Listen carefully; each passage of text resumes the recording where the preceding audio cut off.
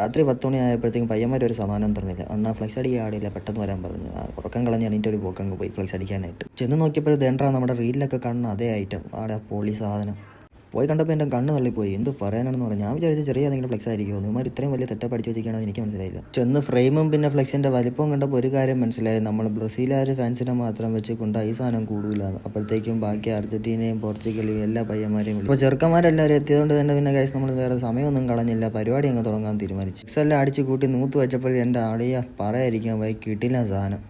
സംഭവം വന്നവർക്ക് എല്ലാവർക്കും നല്ല രീതിയിൽ ഇഷ്ടപ്പെട്ടു. എല്ലാവരും നല്ല ഇമ്പ്രഷനാണ് പറഞ്ഞത്. കൊള്ളാം, കിടിലാവുന്നു. ഗൈസ് കരുതും പോലെ അല്ല ഗൈസ്, ഭയങ്കര പാടാണ് ഈ സാധനം തൂക്കിക്കൊണ്ട് പോകാൻ പറ്റും. നമ്മൾ കുറേ പേര് ശ്രമിച്ച് കുറേ നാളെ ഇങ്ങനെ തൂക്കി എടുത്തുകൊണ്ട് പോവുകയാണ് ചെയ്തത്. സംഭവം നല്ല വെയിറ്റ് ഉണ്ടായിരുന്നു. എല്ലാവർക്കും ജോലിയും പഠിത്തമൊക്കെ ആയതുകൊണ്ട് രാവിലെ ചെയ്യാൻ പറ്റില്ല ഗൈസ്. പിന്നെ ഈ സാധനം പെട്ടെന്ന് വെക്കുകയും ചെയ്യണം. അതുകൊണ്ട് നമ്മൾ പെട്ടെന്ന് രാത്രി തന്നെ വെച്ച് തീർക്കാൻ പോയി. പിന്നെ എല്ലാവരും ഇൻസ്റ്റാഗ്രാമിൽ വൈറലായിരിക്കുന്ന സാധനം നമ്മളൊരു ചെറിയ സെറ്റപ്പിൽ അങ്ങ് ചെയ്ത് തീർത്തു.